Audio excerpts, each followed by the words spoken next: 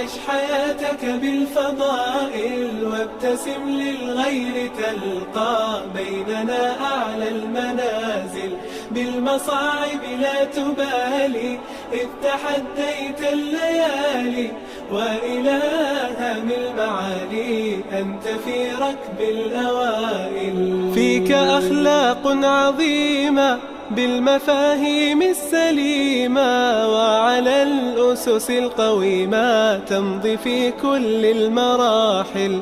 ازرع الخير عليهم واستمع دوما إليهم كي تعش بالحب فيهم ترتقي عرش الفضائل. كن على درب التفاؤل عش حياتك بالفضائل وابتسم للغير تلقى بيننا أعلى المنازل.